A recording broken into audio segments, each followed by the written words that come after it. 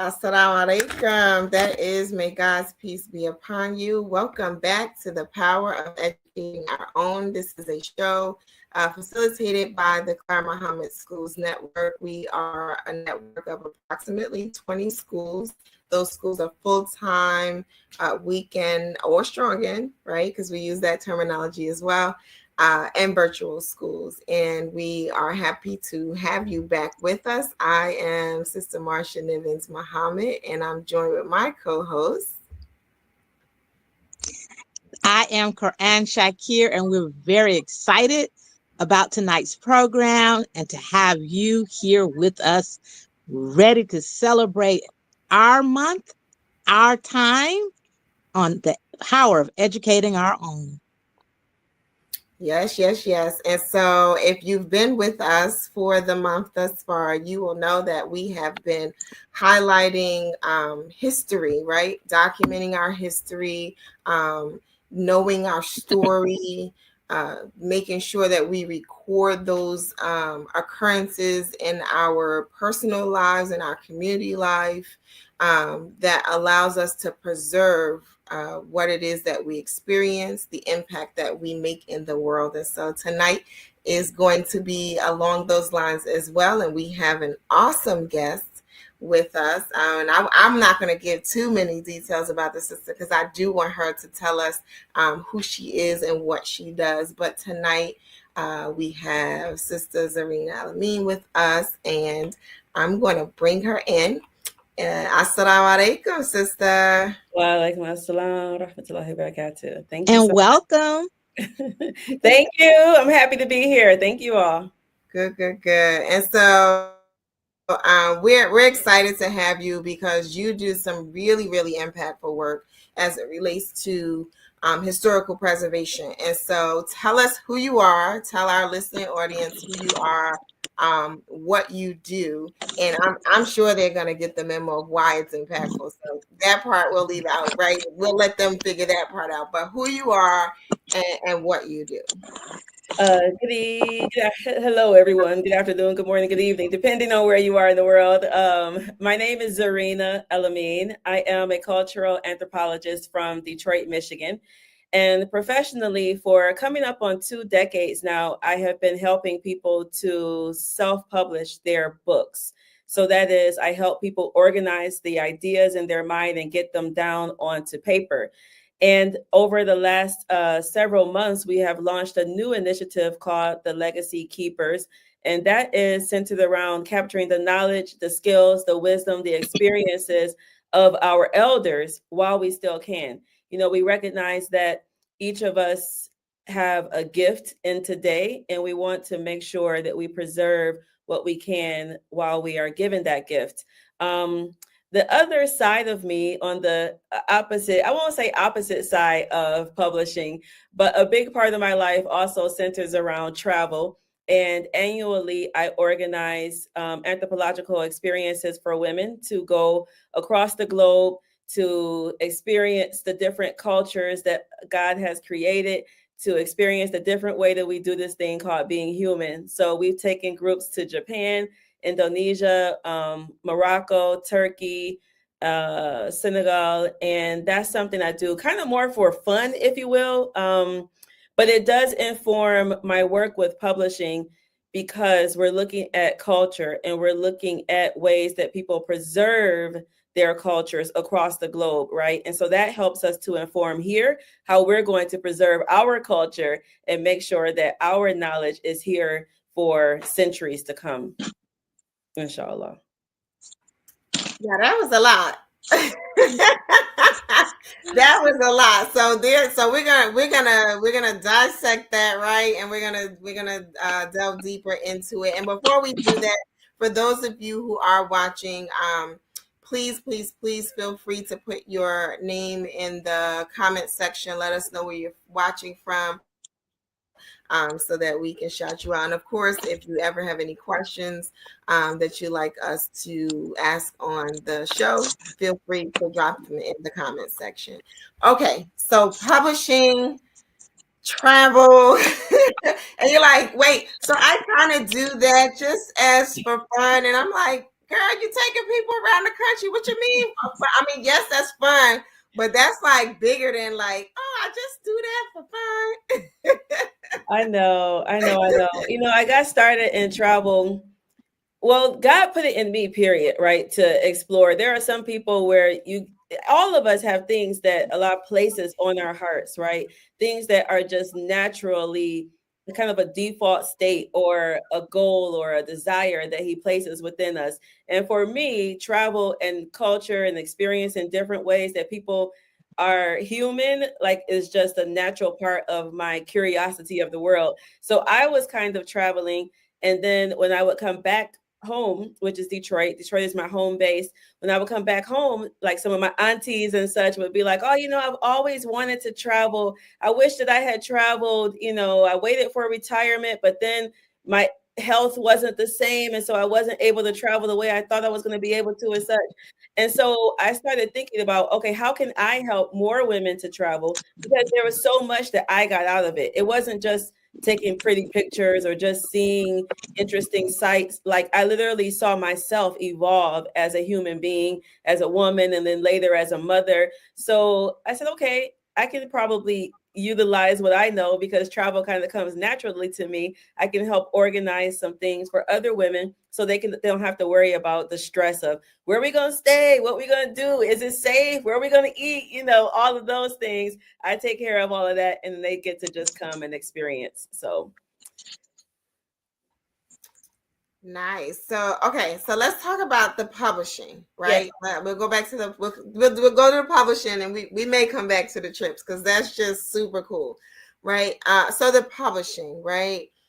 Um, how did you get started doing it? And tell us about like some of the journey in helping other people do it and what that's like. Yeah.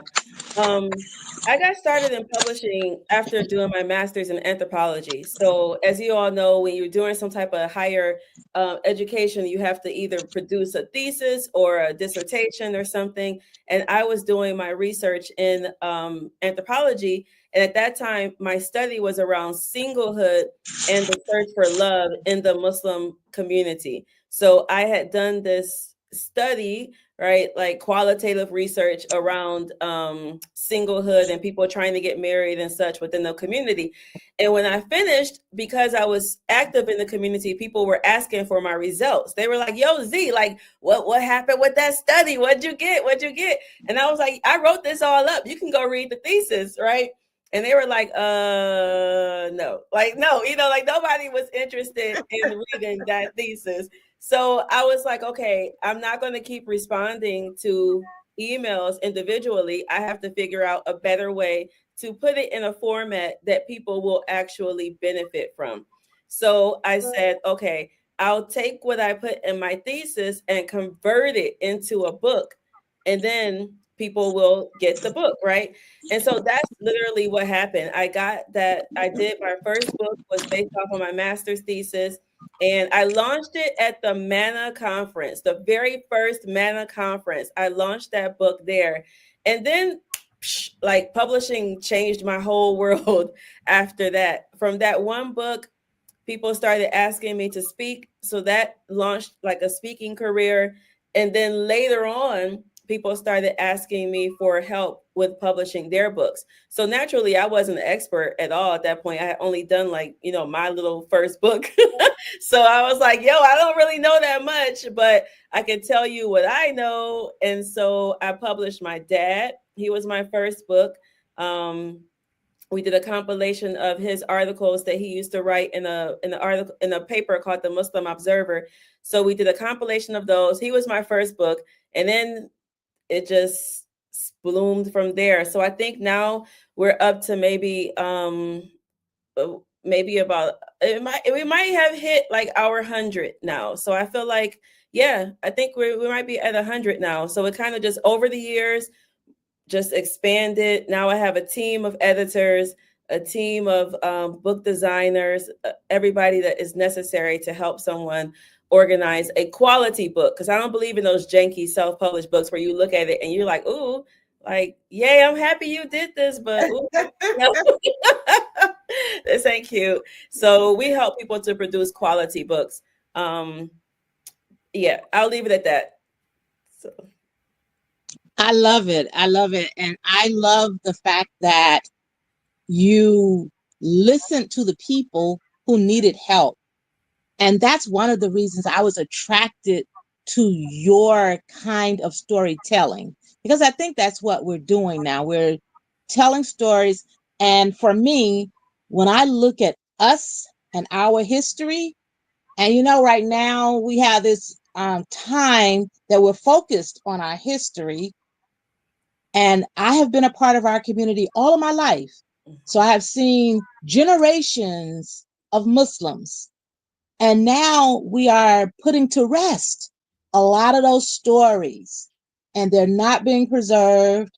They're not being told, and our children don't know that history. So that's why we thought this was important for us to have a program like this, so that we know how to collect those stories, and then how to actually document them with quality, like you're saying. So can you talk to us then about what kinds of stories should we be looking for, and what techniques should we use to gather those stories? Well, such a beautiful question. I think in the Muslim community, especially, and especially for the African American Muslim community, our history is such a unique history and such an integral part of the broader American society. However, because we are Black people, we are people who have historically been left out of history. And we understand that that is sort of the default way of our broader nation, that they take our history and reconstruct it, or either just try to act like it didn't exist at all. And for us as Black Muslims, with our unique contributions that we've made to Islam in America, we are at risk, if we are not careful, right? We are at risk of being erased from the future history books, right? We already see from the Black perspective how they are trying to ban certain books, eliminate certain knowledge. So we understand that, right? But from the Muslim side, we also know that they try to paint all Islam and all Muslims to be from outside, right? And so for our unique contributions and our unique community, we are at risk on both sides. Like they'll try to wipe us out and be like, oh, y'all not Muslim anyway. So we're going to talk about when the Arabs came over. We're going to talk about when the Pakistanis came over and their mosque and such, when we laid the foundation. We know that, and they know it too. But if we don't understand the importance of our work, and if we don't take the initiative to place ourselves in our rightful positions, then we can't expect anybody else to do it. Like, why would they? It's not, they don't care about us the way we care about us, right? So when you're looking at the stories, a lot of I think right now, with the ages of the pioneers that are quickly aging, right? But they established that foundation of Islam. So we have to record those stories. We have to record those stories of how they came, why they came into Islam. We have to record the stories of how they established these first temples and mosques, how they were able to pull money together when they did not have a lot of money, right? A lot of times people wonder, well, how are you able to build all of these institutions, whether they're small or large, without outside funding?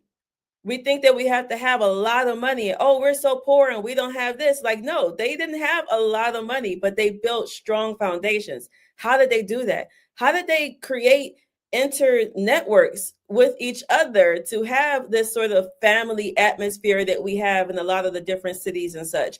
Like, all of that is extremely important cultural knowledge. And we have to be able to build upon what they did. If we don't build upon what they did, then we end up trying to fix the same things over and over and over again, instead of learning from the past. So we must record those stories. They're coming to Islam stories, and I'm speaking specifically for the elders, right? They're coming to Islam stories. They're establishing institution stories. They're raising money stories. They're building businesses stories. They're keeping their families together stories. And when I say keeping their families together, I don't only mean like their immediate family, you know, their household, the mom and the dad and the kids or such. I mean like the intercultural, the interfaith relationships that our people have very uniquely, you know, in our community. Because the Pakistani Muslims, right, they're all Muslim typically, right, in their family. The Arabs, they're all Muslim in their family. Us here, we have a unique situation where many people came into Islam and then their family is not Muslim. So the way that we relate to the society is very different. We have a much more understanding, tolerant, inclusive way about us that comes from our family ties, right? And all of that is knowledge, and knowledge is power. So we have to recognize the power that we hold and be able to understand that we have to pass down this cultural inheritance. It's not just about money, passing down money. We have a lot of cultural knowledge, and we have to pass down that cultural inheritance so that those who are coming up, right, they can build off of what has already been done. Because it makes no sense for us to try to increase or better our communities without looking at what has already been done. So we have to be able to record those stories. And to answer the second part of your question, like how do you go about doing that? One of the things that we teach in our courses, right? We have a program that our students come to us there. We meet on a weekly basis where we're helping them write their life stories, their memoirs, their autobiographies, do anthologies, all of these different things. Like we're working on a week-to-week basis. But even if somebody doesn't want to write a full book, whether that be a short book or a large book, at least get one story down.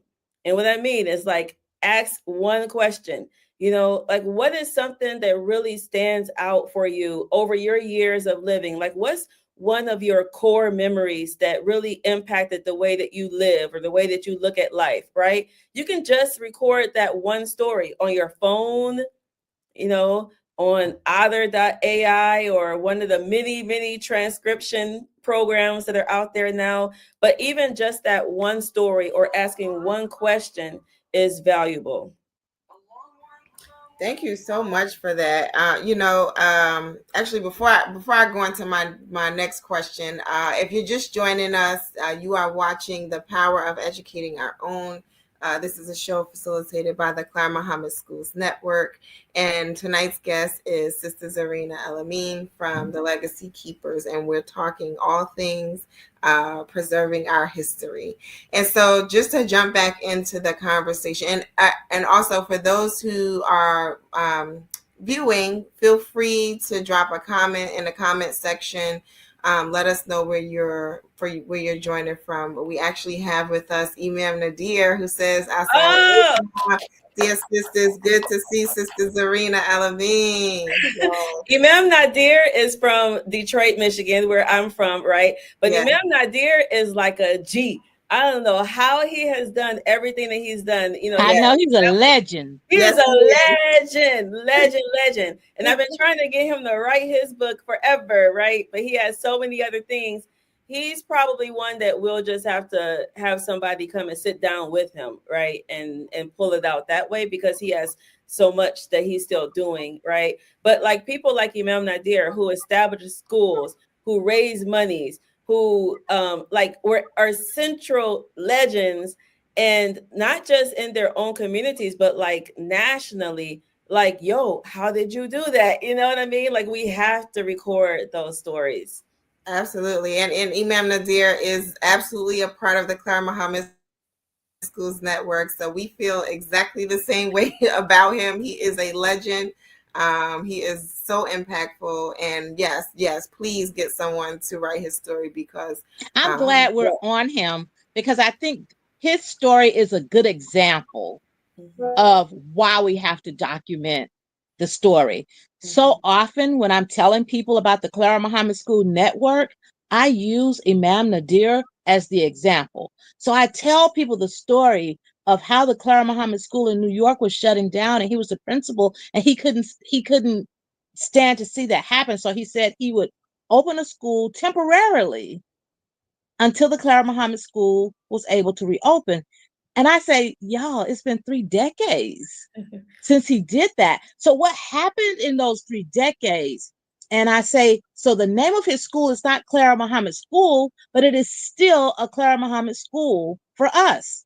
And so that's a story too, to be able to tell the story of the Clara Muhammad School Network, those schools that are in the network, and the people who keep the stories alive. So he's an excellent example of why we have to document the story, and that there is a story to be documented. Absolutely, absolutely. And so we talked about how it is so important to be able to share and document these stories, and specifically why it is so important for us to start collecting, and with maybe even be a little bit behind the eight ball, but right, start collecting the stories of those who are the aging population in our community. Right, we have some pioneers who are up there in age, and we don't want to lose those stories. But I'm curious to know, like, who can write these stories, right? And I'm asking that because sometimes people feel like you gotta, have 18 degrees, or you gotta have done, 15 years of training to be able to write a book. Tell us who's writing these stories. Maybe not necessarily the pioneer stories like you just mentioned, but all the books that you're helping people to write. Like, who's writing these stories? Yeah. One of the biggest myths that has kept us from documenting our knowledge is the assumption that only celebrities or only founders of organizations are worthy of writing their stories.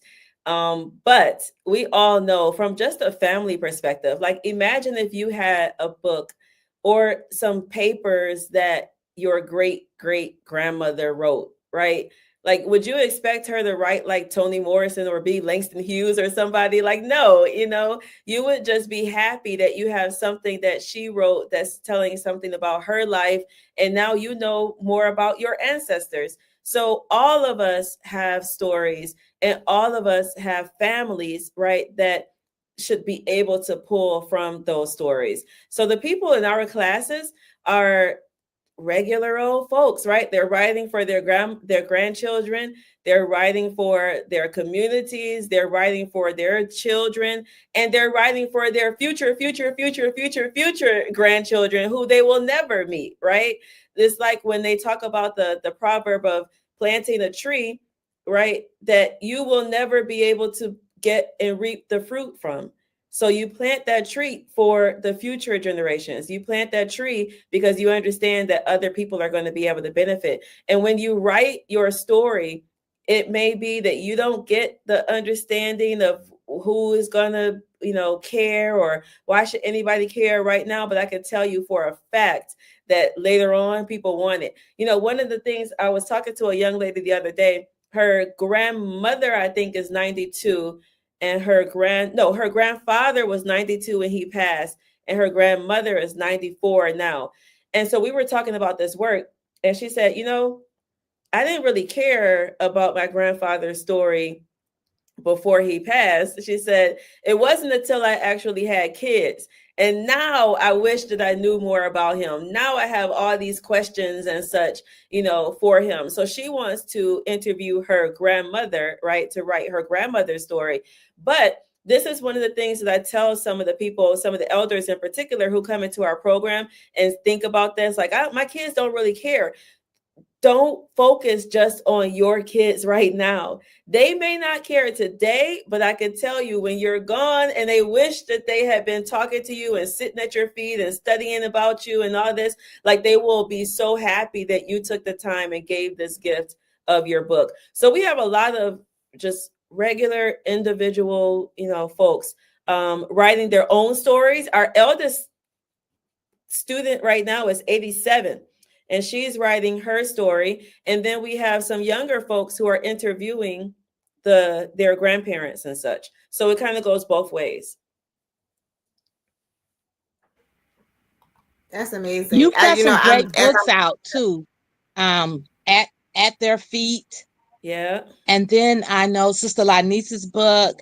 Yeah. I have all of them in my Oh, library yay. because I love the creativity of the writing, because it's not all the same.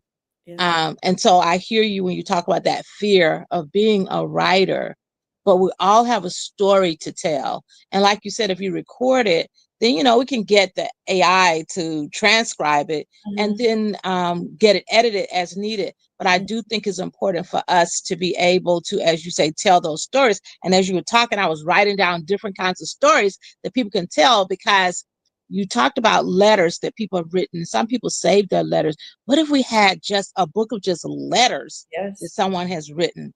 Yes. That'd be an amazing book. Yes. Or Yes. even when in the transition, I was a teenager or right at my teen years, and there's another Imam Qasim Nathari, who was also a teen. And he and I were talking about how in that transition, when the adults were trying to find their way to the Quran, there was no one talking to us as the teens. And that's a story. How did we survive that time? So those individuals are now in their late 50s and 60s. They got a story to tell. Tell that story of the transition, while the elders can also tell their story of the transition. That could be a book in itself, the transition. And that's a big thing, because what Imam Muhammad did was amazing. But how do we get there and to be here where we are even? Go back and tell that story. So I just see all these different stories here, and even on covering. I know people who they didn't always cover, and now they're gung-ho about covering, but that's a journey. Tell that story. So I just see so many stories, and I'm saying all of this so that people can start looking at what story is in me. Don't minimalize it. It's a great story, and it may not be, as you say, important to the immediate generation, but it may be important to the next generation and the next generation and next generation. So that's my comment. I didn't really have a question. Yeah. Well, to that point, when we talk about the difference between autobiographies and memoirs, right? Some people feel as though if they want to write their book, they have to share every bit of their life from the beginning to present, right? And what you just mentioned, as far as like all of us have a story inside of us, is that you don't have to tell everything, and you get to decide what you want to share, but you can also focus in on just one particular aspect of your life. So if you want to talk about your coming to Islam story, your book can be about that. If you want to talk about you building a business, right, your book could be about that. If you want to talk about your relationship with covering, it could be that, or when you went to Hajj or whatever, right? So people, you get to choose. And I think the big part is, for me, a lot of my work with our students and such is to relieve them of the burden of feeling like they have to be some type of perfect writers, because that's not what this is. Like, literally, I want you to write your book in your natural speaking voice. The way you speak is how I want you to write it. So I don't want you to try to slip into academic speak and try to make sure you use all this jargon and stuff that makes you sound quote unquote smart. Like, no, pretend that you're talking to one of your friends, right? Pretend that you're talking to your great granddaughter or something, and you're telling her a story. You wouldn't use all of that type of language and such. So I don't care about which topic they choose, but I want them to write something. You know what I mean? I want to write something. And I think that once we are able to compile all these books and such, like later on, just the wealth of knowledge that we'll be able to have is something that's very unprecedented. Like I went to Turkey last year, the end of last year, and we were on this delegation and we were going around. Of course, we're looking at buildings that are 1,000 years old, and we're like, whoa, you know what I mean? Like, we forget here in America, because we're still such a very young country. So when you go to places and you see things that are like 1,000 years old, 1,500, you're like, wow. So I was also touring some of the publishing houses, And they have spaces where if there are any old books, people can come and bring those old books and they'll restore them, right? And they'll actually, try to fix them up and such. So I'm looking at this old society and I'm looking at the importance that they're placing on culture and the importance they're placing specifically on the written word, making sure that these books are there, that people's ideas are put down. And when I think about them, I'm like, okay, how does that apply to us? How can I apply what they're doing like to us? And that's really why this stuff is so important. And I hope that we don't minimize it. Right now, there are a lot of initiatives nationally that people are trying to do within the African American Muslim community to start doing more storytelling, doing more story preservation and such, which is beautiful, right? And I think in addition to that, we're going to have to figure out ways that all of that is going to be preserved for perpetuity. Because if we don't have any large institution that's funding it, like Turkey, the government is actually funding a lot of those publishing houses and such, right? Here, we're doing it on our own. Now, we understand that's no excuse, right? Team, no excuses. It doesn't matter what our limitations are, we get it done. But we do have to be creative and figure out how are we going to make sure that all of this knowledge that we're preserving is going to be here 100, 200, 300, 400, 500, 600 years from now, right? We have to think that far because it is that important. Yeah, and I love that you bring that point out, because earlier you talked about erasure, right? And for some people that may sound like a silly thing, but it's a real threat, I guess we would say, to our story, to anyone's story for whom is at risk of that, right? And that's all the more reason to find a way to share the story. You were just talking about like someone writing an autobiography versus writing a memoir. And so I'm curious to know, with these books, like, are they novels? Are they, are they 100 pages? Are they 20 pages? What do they look like, right? I just want people who are listening or viewing to know that this is something that is so close in reach to their capability. Yeah, they range. So some of the books are, 75 pages. Some of them go up to a couple of 100 pages. One book a sister just put out, I think hers was like 60 pages. So it's no stress. You know what I mean? Like, do what you can do, write what you want to write, and get it down, and just make sure that it is preserved. One thing I tell them is that, you don't have to write every single thing, because as I mentioned, that gets overwhelming, but also nobody's going to read, 1,800 pages. You know what I mean? Like, it's intimidating. So just writing something that is honest, that is authentic, that is based in truth and based in care for the future is really where you want to be, right? So some people are writing for society, but some people are just writing just for their own family, right? Like literally, I want my children to know more about why I made certain decisions or how my grandparents influenced my life. You know what I mean? And that is valuable in and of itself. It doesn't always have to be something that you share out with the world. So that's a very good point, actually. Like, your books don't have to be something that you share out with everybody all out there, right? They can be literally just for your family. And that is beautiful in and of itself. Yeah. That's a I very good also, when point. yeah. I'm sorry. That's a very good point. There was a brother here in Atlanta. He was actually from New York. Mm-hmm. And when he came to me maybe 4 or 5 years ago and asked me just to edit the book that he was writing, it was his story. Mm-hmm. And when I was reading it, I'm like, oh, you have got to publish this because it will be beneficial to all of us. He said, no, I'm just doing this just for my family, just for my children and their children. And I thought that was so interesting that he was doing that, but it was really full of our history for us. And I wish he had done that for everybody. And I said, well, maybe one day it will. But I do think that's a very good point to make, to write for your family. Mm-hmm.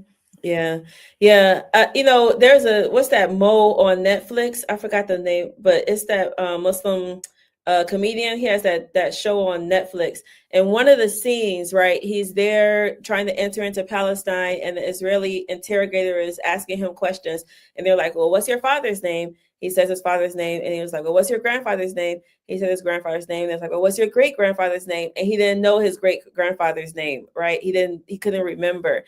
And we already know, like, typically within families, like 2 generations, like all those little stories that you think you know right now, they're on top of your head from your grandma, like all of that gets lost if it's not written down. Like it's gone, right? So 2 generations is out. So writing for your family is extremely important. And because we're still like new young people here, I mean, us Black American, like we're young people. I think since we were cut off from that tradition of the griots who know the history and tell you about your people and such and such and such and such, like we have to reestablish our understanding of the importance of it and actually take the time to prioritize it. It doesn't have to really take a long time. Like you can do this in a weekend. You can get something down, in a weekend. You can get a couple of stories down in a couple of hours. You know what I mean? So it doesn't have to take a long time. But all that, like, oh, I wish I did.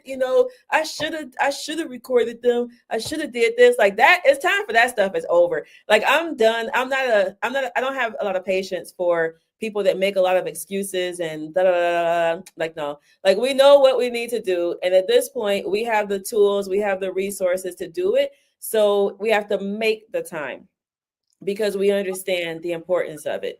So we don't have to spend, years. We could actually just do something that is feasible for everyone. That's my job, to make it easy for people to do it. Right. But get it done. Get it done. Yeah, absolutely. If you're just tuning in, you are watching The Power of Educating Our Own. This is a show facilitated by the Clara Mohammed Schools Network, and tonight's guest is Sister Zarina Elamine of the Legacy Keepers, and we've been talking about publishing. We've been talking about the importance of preserving your history through writing books, and making sure that that story is told, whether it's just for your family or it's to be shared with the larger community. And as you all were talking, I was just thinking about my own story, right?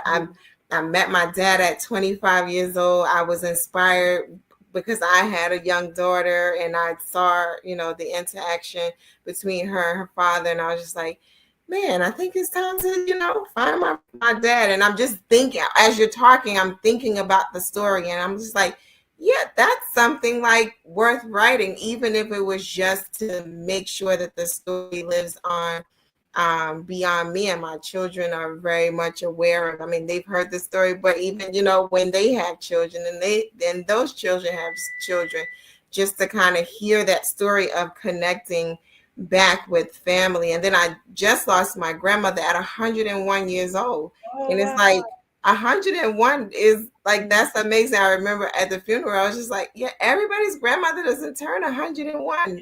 And I hadn't even known them for all of my early life. And I'm just like, that's a story, right? And when I hear you talk, it makes it seem so doable, right? Like, I could literally get my phone, record myself talking, transcribe it, and now there's something there. And I think that's so important for us to understand in this conversation, that this preservation of history isn't as hard as we may make it in our minds, right? And that it is reachable and achievable. But then when I heard Sister Quran talking a little earlier, and she was talking about the transition, and she talked about herself and Imam Qasim Nathari, right? And I was just thinking, like, yeah, those stories that could be told, they help to fill in the blanks, right? Because sometimes there are blanks in our understanding of why something happened the way it happened. And then I even just think about our Clara Muhammad schools, right? I remember when I was given the responsibility of the school in Newark, New Jersey, and I was just looking for somebody to share something with me to help me on this new journey. And there were some blanks in there. And perhaps if there was a story told or something documented somewhere, it would have made the journey a little easier. The journey was what it was supposed to be, alhamdulillah, right? But our stories fill in the blanks for so many things that are going to be needed, even when we don't understand that. Mm-hmm. Yeah, you're absolutely right. And I think like when we think about like niche stories, stories in particular on particular topics that may not necessarily be interesting to everybody in the world. Like for example, I'm thinking of, for some reason the subject of plumbing is coming into my mind, bricklayers or such, right? But like say a bricklayer is writing a story about how they got into masonry, and they're telling details and such. It may not be something that someone else is interested in right away, but someone else who is in masonry, right, or is interested in like that field, like to them that thing is like golden, you know what I mean? Like, oh my God. So I think none of us should discount what we bring forward, like what our stories bring, the lessons that we've learned, the experiences that we have can all be useful for someone else. Of course, Allah designed them for our personal evolution, our personal growth as human beings. But there are other people who are going to be going through things very similar to you. And if they're able to learn from your lessons, then we can help to make it a little bit easier for them, right? And so hopefully when that happens, the evolution of us as people in general, like we're supposed to be getting smarter. We're supposed to be getting more in tune with ourselves, more connected to God, and the only way we do that is through shared knowledge. So I'm not supposed to have to recreate every lesson that my grandmama did. She did that. I'm supposed to be able to build upon what she did now at this point. But that also means that we cannot hold our lessons and our experiences with the shame, within the box of shame. Sometimes that comes up a lot when we're writing, because you have made decisions that you maybe are not so proud of, or you did some things and you're like, that was dumb, I shouldn't have done that. And there can be some shame around some of the decisions. Now, I'm not saying go tell all your sins and all of that. And I'm not saying that you have to share everything that you did in the world or such, but I'm saying that a lot of times the growth that you took as a human being, right, was a natural growth. You learned some things, you got better. Think about the autobiography of Malcolm X, right? Think about if Malcolm X did not share some of those darker moments of his life.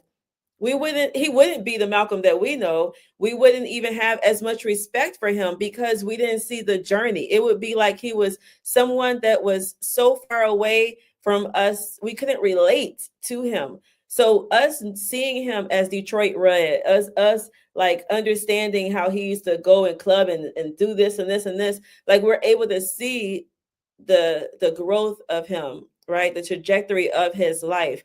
So I think that we got to remove some of the shame and use some of our experiences as teaching tools, right, for other people to be able to learn from. And when we do that, we free ourselves as well. You really do. Like you free yourself as well. And this is real quick. I could talk about this forever, but one of the side benefits that I've learned over doing all of these classes with our students and helping people write their books is that a lot of times they may be writing for somebody else, right? They're writing for their future children, or for the people who are doing business books, like they're writing to build up their businesses and this and this. But the process of writing is something about like the process of writing and the ways that it does things to your brain, where you as an individual start to understand yourself at much deeper levels, even if that wasn't your intent. So we can have an intention in the beginning that I'm going to record this for somebody else.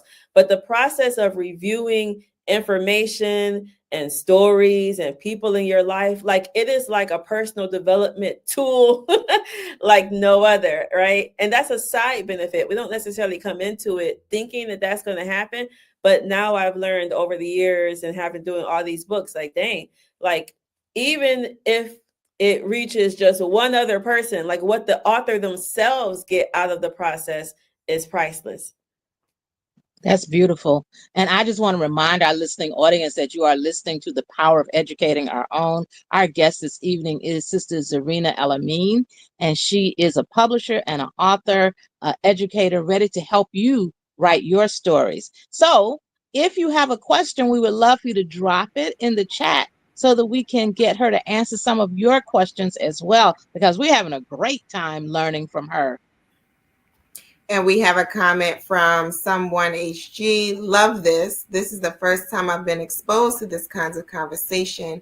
My kids have already been saying there are stories about my late mother they haven't heard before. And I think that's the point that we've been making, right? Is that this preservation could be this big work, but it can also be this very intimate work that helps to tell the story of just your family, and that is valuable to the people that it touches, whether on a large scale or a very small scale. And so, yeah, thank you for that comment from someone someone HG. There we go. So, tell us about some practical things people could do to kind of like get in the spirit of, I don't know, of writing, right? So I'm sure for some people there's like this blockage to get to starting. What could people do to kind of get to that point? And then of course tell us about your training, because we want to know about that as well. Mm-hmm. One of the things that people can do when they're trying to get started is just start with one idea. Like what's one thing that you want to share? And that could be an idea, but that could also be a story, right? So if I'm thinking about my grandmother and I'm thinking about us making this Japanese fruitcake that we used to make or whatever in the house, like me telling the story of this Japanese fruitcake tells the story, a broader story of my grandmother, and then by extension of my grandfather, and then by extension of the ways that they worked in the community and such, right? So like just one thing can start to be a ripple effect. So you start here and then it just starts to ripple out and such.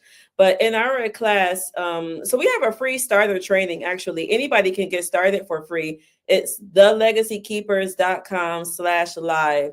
So thelegacykeepers.com/live. And in that free training, and I made it free so that anybody who is even just interested, right, in what this could look like, whether they're writing their own story or whether they're writing the story of a loved one, they can see the process and they can know how to get started and what the steps are. But a big mistake that a lot of people make, one, is procrastinating. And I hope that if we get nothing through to our listeners today, I hope that they recognize that we are in a gift right now. So the present is a gift and none of us are promised tomorrow, right? So this idea of recording your story, if you've ever thought about it, or you have a grandma that's alive or somebody in your family that's alive and you're like, oh, I should, I'm saying do it. Like, do it now. Do it now. We can help you if you need help. If you want to just start something, like, do it now. I hope that that's one thing that people get into their mind. Because the sad thing to me, and it happens all the time, is when somebody is like, Z, I heard you talking about that stuff. I heard it, but it didn't hit me. And they're telling me after their grandma just passed. Like I had a lady the other day, right? She was interested in doing some stuff. She didn't do it. And then, saying she was going to wait till the stars aligned perfectly. She was going to come and do it then. And then her grandma passed. And she was like, now she can't go back and, record it. So she should have done it when she actually first thought about it, And I think that's, as someone who lost both parents, I think that is why I'm extremely passionate about not wasting time on it, and understanding that we can start here. You can get something down. If you want to add more stuff in later, you can do all that fancy stuff. I want to add a family tree. I want to go do some genealogical research, and I want to add that in there too. You can do all that stuff or whatever, down the line, but start and get something, right? Start and get something. You want to pretty it up later, you're welcome to do that. But that's a big thing. So I would say come to our free class, thelegacykeepers.com/live, and then just get some ideas on ways that you can go forward and do it. Thank you. And then, so Imam Nadir, he has me cracking up. He says, we are watching the view of the Muslim Ummah. I love it. And then I have Sister Ravina who says, I am more curious. Oh, she was saying, maybe I clicked the wrong one. Sorry, I didn't want to do that one. I did do this one. Sister Verena, can you talk more about the use of AI in writing or editing? Yeah. So I know lots of people in publishing don't like AI, but I love it. I love it. Now, AI can do some things and it can't do some things. Number one, it cannot pull your memories out of your head, right? It can't go inside of you and think about how you felt when your father came to your birthday party and lifted you up in front of everybody. It can't pull those emotions and such out of you, right? But what it can do is giving it information. It can edit it very quickly. It can give you certain prompts, as well.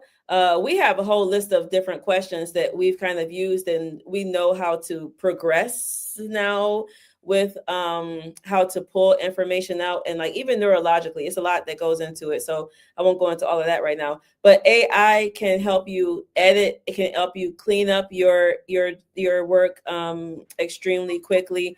Also, people who don't like to type and who don't like to write by hand, then you can use AI to, dictate the book, and then have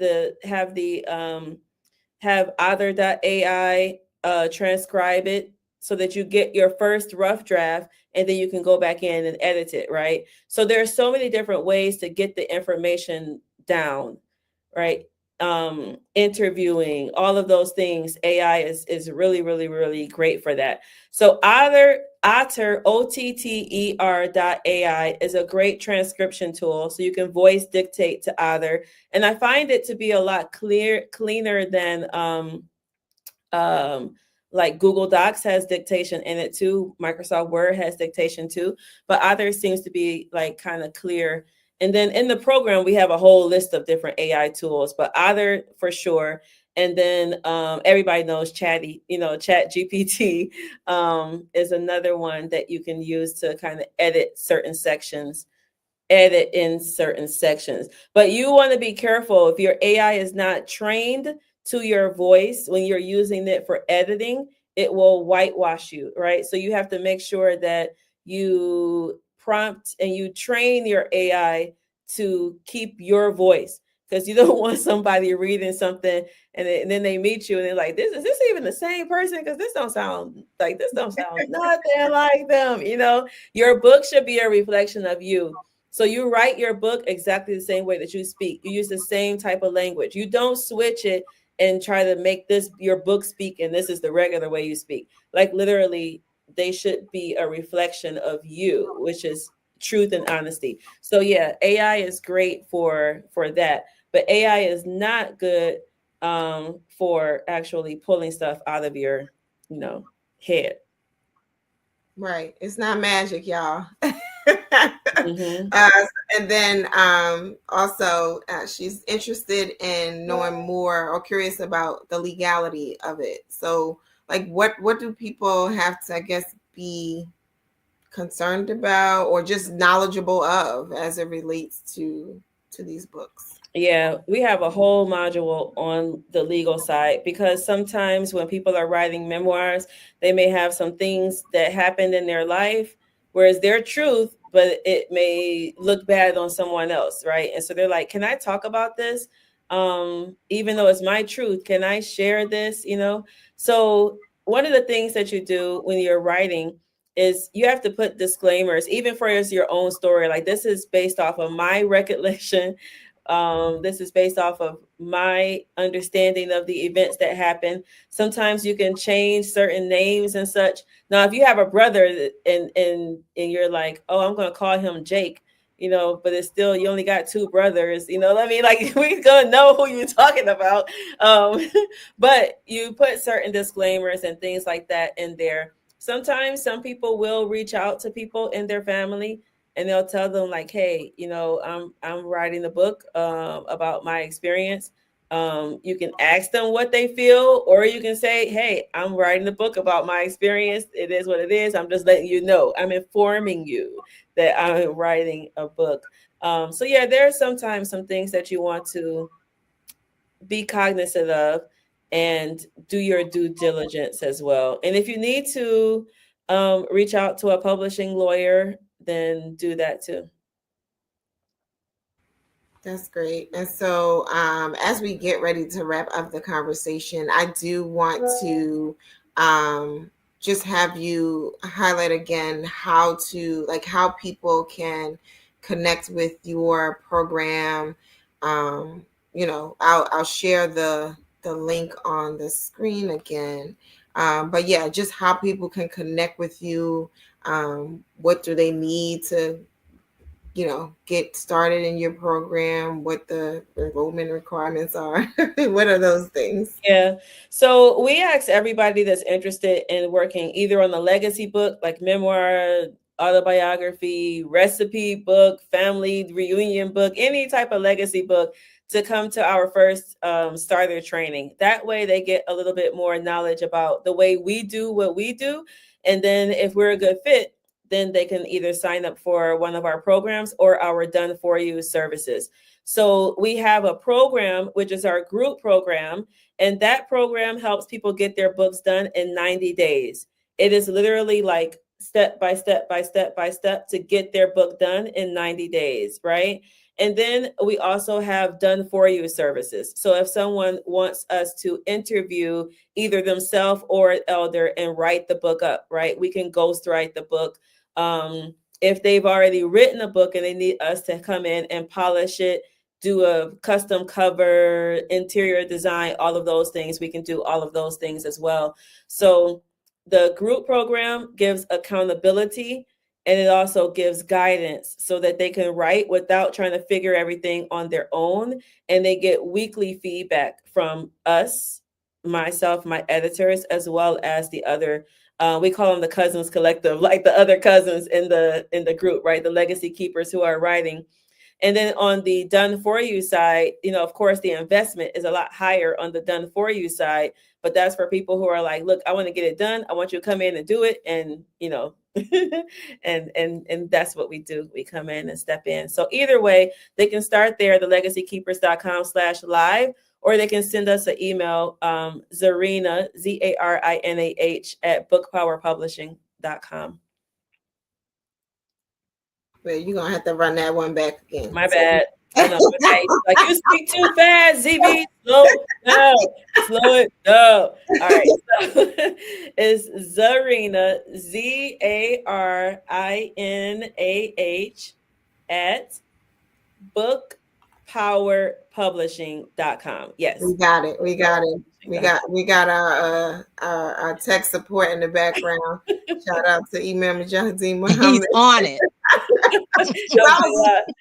Like, wait, you did it too fast. I know.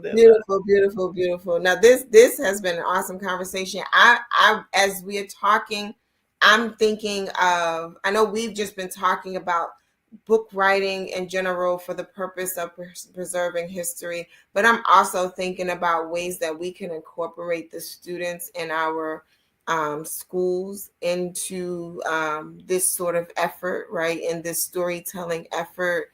I have an idea. Oh, that's good. That is so good. Feel free to share if you want to, but also there are opportunities for you to share with the Clara Mohammed Schools Network so that you can share directly with the school. So we would love to have you to do that for whatever the idea is. But if you wanted to share that, that's okay too. No, I'll just share it real quick. I mean, it's just connecting the youth, whether it be a school project, right, to the elders in in the community. So everybody pick everyone pick an elder and interview that elder and write up their story, right, like for a class project. And the community could have a day where the elders and the students all come and they, celebrate and share and such. Each school could publish all of those essays together and have a volume, in their self.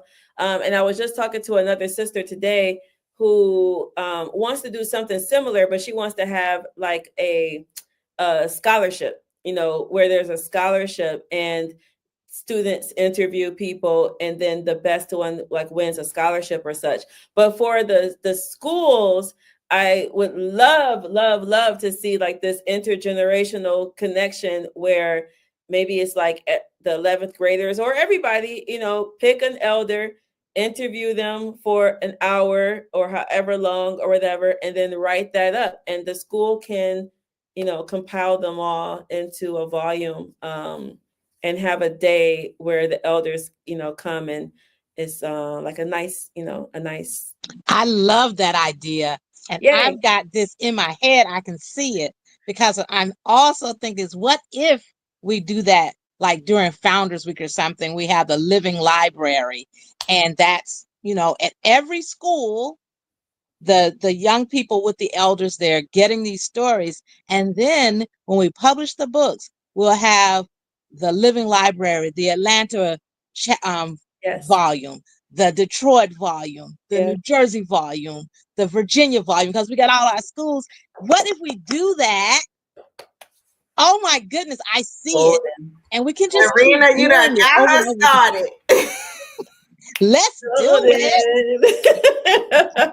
I love it. But can you imagine the impact? Number one, it tells the elders that we see you, we respect you, we appreciate you, we understand you have knowledge that we want to gather, right? Number two, it puts respect in the children's mind for the elders. So it makes sure that they have respect, for the elders. And three, all the other benefits that we mentioned already that come from this or whatever. But you're also healing those generational gaps and such by allowing them to do it together. So, yeah. Absolutely. And then I also just want us to be inspired to tell the stories of our institutions as well. Because they're, I often hear of people talking about like, well, when I was in the University of Islam, it was like the most wonderful experience ever. And I'm like, that's great. I would love to know more. I hear people saying, yeah, when we had Clara Mohammed School, we had 1,500 of them. And it's just like, but at some point, for those who, as we go further out into the future, we're going further away from the history, right? And so as you said, like 2 generations out, the story is lost, that kind of thing. So I'm also encouraging us to start to tell the story of our school and our locale to make sure that is preserved. Imam Nadir is chiming in again. He says, I love it. We'll work on it, Zarina Elamine. So yeah, we're gonna cook up something for Founders Week, which is the last week in November, October, first week in November. And it goes from Imam Muhammad's birthday through, which we share birthdays, by the way. So I'm October 30th. Yep. Okay. Sister Clara Muhammad's birthday, and then of course we're recognizing the Honorable Elijah Muhammad, which is a little earlier in October, but we often recognize that time period as Founders Week. So we're gonna cook something up because Sister Quran Shaka done already heard it, so it's gonna happen. Yay. I saw the light flicker in her yes. eyes. Yeah. So it's going to happen, inshallah. So Look out for something to come from the schools. And then for all of you who are viewing this, however you can begin to document the history, big or small, do it for your family, do it for your community. Make sure that our story is told. There is so much. I didn't grow up Muslim, right? And so coming into this community, just hearing all of the stories, when one of the pioneers feels so inspired to just like let loose, right? Mm-hmm. It sounds so beautiful and it sounds so amazing. And I just know the story of the things that were done. We talk about having earlier today, we had a Talim here in New Jersey, Emir Rashad Abdul-Rahman, and Brother Sharif was with him as well. He was talking about like all these businesses. I think you even said it, Zarina, like how did they do all of this with a little bit of money? When I think about all of this that they did, right, it's a story to be told and documented, because even though it feels so near and dear to us, so many people don't really know the story, right? And that story is very inspiring. So the more people who could be exposed to it, the better. But then it also gives us a sense of, and you talked about it being freeing for some people, but it also gives us a sense of pride and accomplishment of even being connected to just a small part of that story. I know that I feel that way anytime that I hear it. So we're promoting here on the Power of Educating Our Own historical preservation. It's important.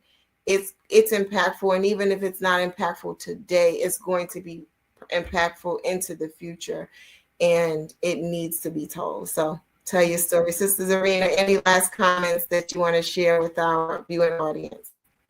Yeah, I would just say thank you for having me here. But I think also this is the power of having our own stories. The fact that you can utilize your own history, your own knowledge to educate the children of the Clara Mohammed Network, right? Like that's power in and of itself. So thank you all for doing what you're doing, because for something like this to be a school project, you know what I mean? Like, how many kids in the regular schools can say, we did a school project on people in our community? You know what I mean? Like that is priceless and golden and powerful. So thank you all for doing what you're doing. I didn't realize there were so many schools, actually. I think you said 20 at the onset. So yeah, like 19. Yep. Yeah, it's a lot of schools. So thank you all. And I think, for anyone who is interested, of course, we're here. But I'm going to say, go sit at the feet of one of the elders in your life. If you are an elder, write your story. Get somebody to help you if you need help. And for those of us who have elders in our lives, go sit at their feet and ask them questions and start preserving what we can. We are so grateful to have you on our program, number one, and in our community and doing this work. So we're very grateful to you for the work that you're doing. And may Allah bless you immensely for this work.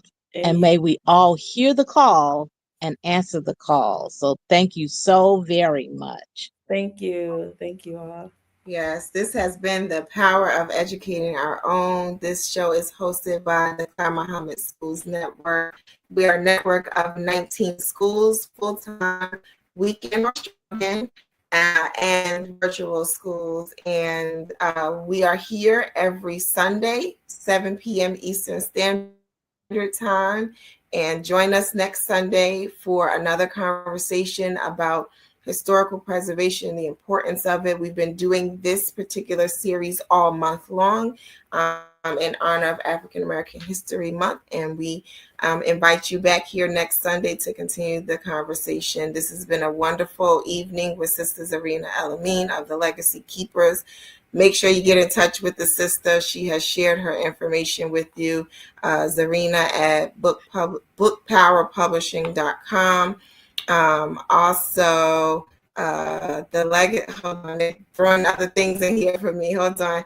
thelegacykeepers.com/live. And because my husband is the tech support in the background, he's also throwing in happy birthday, Sister Marsha. Yes, it's my birthday, guys. Oh, happy birthday to you. Happy birthday to you. Happy birthday, dear Sister Marsha. Happy birthday to you. Woo! May Allah bless you. I mean, yes. So again, the power of educating our own. We are going to be here every Sunday, inshallah, at 7 p.m. Eastern. Until next time, assalamu alaikum. Wa alaikum assalam wa rahmatullahi wa barakatuh. Sister Clara Mohammed, a black Muslim woman from Macon, Georgia, was an extraordinary leader and pioneer. Her contributions, especially in the development of Islamic education in America, paved the way for thousands of Muslim families to take ownership of their children's future, starting at a time when homeschooling was illegal in the United States.